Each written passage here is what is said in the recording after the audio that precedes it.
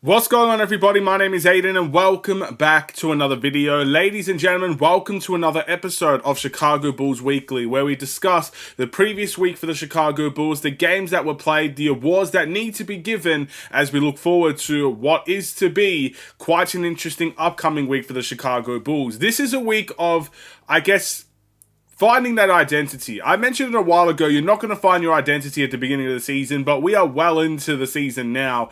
20 plus games being played for the Chicago Bulls, and you're starting to see exactly what we are. And it's quite frustrating at times. Other times it's quite fun and entertaining. Regardless, this is kind of the week that I personally at least feel I figured out what the Chicago Bulls are. And it's bit different, you know. Sometimes it's fun, sometimes it's annoying. It just really depends on who our opponent is and, you know, I guess how the Bulls come out to play. But before we get any further, if you like the video and you want to see more from me, drop a like, drop a follow, and or subscribe if you are new, and let me know in the comments below your thoughts about these Chicago Bulls, the previous week and the upcoming week ahead. What is your prediction for the upcoming week? As we had a previous week of, I guess, 2-1. We played 3 games. We got 2 wins, 1 loss. And ultimately, you would look at that and say that's a pretty impressive week for the Chicago Bulls. Now, of course, there's a bit of an asterisk next to that week because there were a couple of injury-riddled issues that other teams had that we took advantage of. But at the end of the day, you can only beat what's put in front of you. Everybody says it. Everybody knows this. The NBA is riddled with injuries each and every single season. You will not find a team that is completely healthy out there. And if you do find a team that's completely healthy out there, they're probably the team at the top of the standings as we speak. It really is as simple as that. So we start off with the Brooklyn Nets, with a couple of guys out in their own right. We won this game 128-102. Definitely very fun. One of the funner games to watch this season. I really enjoyed this game against the Brooklyn Nets. It was fun offensively, and when you can see the Bulls hold a team down to 18 points within a quarter, it was the second quarter if I'm not mistaken, I'll take that as a win every day of the week. So again, not bad defensively. Keep in mind, a couple of guys out definitely ruins the momentum of the game, but Bulls were extremely fun offensively to watch, and I got to give credit where it's due in that regard. Then, we faced the San Antonio Spurs. We won this game 139-124. Talk about a strong offensive night. The Bulls nearly put 140 points on the table in this game against the Spurs. But once again, I put an asterisk next to that game, because there was no Victor Wembanyama. And the Bulls absolutely 100%, no doubt about it, capitalized on no Victor Wembanyama. Paint production was on another level in this game. There was putback dunks, there was offensive rebounds, there was pick and rolls that attacked the paint. It was fun. It was very, very targeted as well. And we did what we needed to do, knowing, I guess, the guy that was out. And I said it in the game reaction, and I will say it here to you guys today. If Victor Wembanyama was in this game playing against the Chicago Bulls, there was a good chance you would not see the same type of game. I'm not going to go out on the limb and say we would lose the game, but what I will tell you is, you won't see the paint production anywhere near the extent that the Bulls provided it. And it's pretty simple. You can look at the Indiana Pacers game, where we did play this one and lose 132-123. And I think paint production massively went down. I mean, Vucevic had a 40-point night against the San Antonio Spurs. I know it's a back-to-back and there's probably a little bit of tired legs out there, and I expect that. I'm not necessarily angry or frustrated by that whatsoever. Vucevic had 13 points in that game, and Miles Turner, you can question his defensive ability all you like. He is a solid rim protector, and he can get up there for blocks. He's very good at timing his blocks, and I think having someone in there protecting the paint in that way, it's harder to produce. And I think that was, again, it's an almost night and day when you watch the 2 games. But yeah, I think there were other things in there as well. I think we allowed Indiana to kind of cook in terms of guys that you didn't expect to cook you. Guys like Obi Toppin and TJ McConnell. I mean, I expect TJ McConnell to cook us every day, to be honest. He just loves playing against the Bulls. Has had a history of the last 4 or 5 years.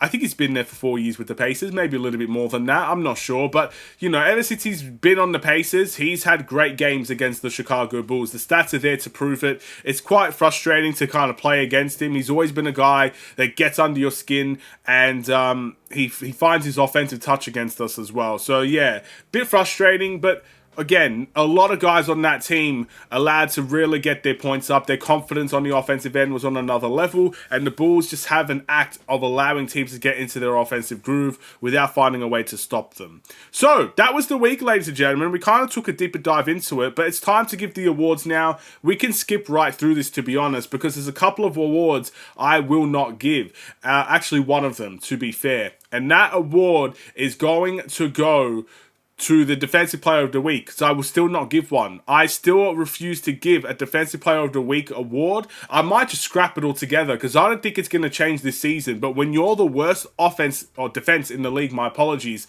it's impossible. I can't in good conscience give a Defensive Player of the Week award to the worst defense in the league. And I think there's a little bit of personal pride that needs to kick in there. Yes, I could give it to guys like Io, who's been good this week. Even Jalen Smith has been good this week. I liked Bazelis' defense this week. Nice couple of blocks off the bench. There are a couple of guys that can step up and play individual defense. But the whole defense, team-wise, as a structure, is broken down. And it feels like there's nothing being addressed by that. It looks like we're just only going for the offensive fixes. And we're not really trying to fix anything defensively. And, yeah, I could blame almost everybody in that regard, but it is what it is. No Defensive Player of the Week award for me. The must improve. Now, this one, I personally feel like is going to be a bit harsh to give, but you're starting to see some weaknesses when it comes to what happens when this player doesn't play at his absolute best, and that is Josh Giddey. I'm going to give it to Josh Giddey, ladies and gentlemen. Now, again, I don't think the stats necessarily put him as the must improve, but I look at the game against the Pacers, and when he's 0 from 6, it almost helps the Pacers in many ways defensively. And when Josh Giddey doesn't make those threes, because let's be honest, teams are going to start giving him those threes. If he's going to go 0 from 6, you could bet your top dollar that the Philadelphia 76ers in the next game are going to give Josh Giddey those threes. They're going to give him the opportunity to make or miss it. And if he misses those threes, that's when it starts to become a problem offensively. When Josh Giddey is playing at his absolute best, he's flying with dimes, he's making threes, at least catch and shoot threes. He's able to get to the rim and push the tempo. He's a very good offensive player to have on your team. When, especially with the offense that we have this season, you have to give credit to Josh Giddey for that.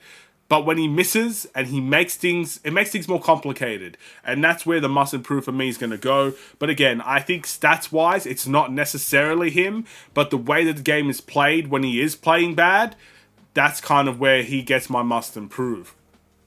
My sixth man of the week, I'm going to make a statement here by saying this as well, because I know this is not necessarily the popular decision, but I'm going to give it to Talen Horton-Tucker. I'm making this as a statement that he needs to play more.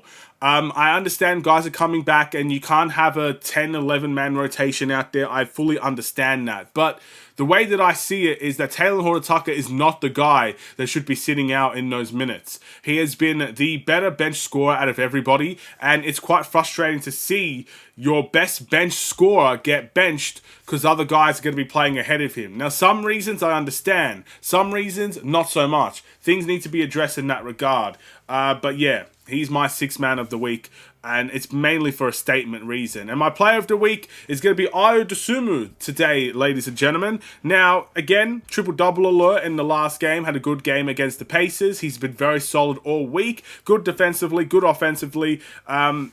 Yeah, I think it's as simple as that. I think Ayo's the easy choice and the right choice personally for me. Let me know if you guys disagree.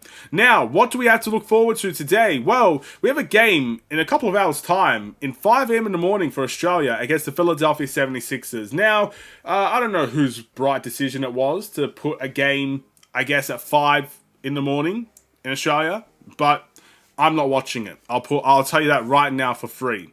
The next game is against the Charlotte Hornets, and that is literally 6 days after the game against Philly. So there's only 2 games to look forward to. The Hornets, I mean, LaMelo Ball's been balling out this season, but I don't necessarily think the Hornets are that great of a team at the moment. They're 6-17. I expect the Bulls to be lethal offensively. I mean, let's be honest. I think this is going to be an offensive showcase, to say the least. I hope Lonzo plays this game, because it'll be quite fun to see the brothers play against each other once more. But yeah, offensively, I think this game is going to be unbelievable. Defensively, you may as well close your eyes on that end. No one's playing defense. So I'll give you that for free as well. that's the week. Thank you guys for watching. I'll see you in the next one. Stay safe, stay healthy, and stay tuned for more. I'm predicting 1-1 this week. Take care, and peace.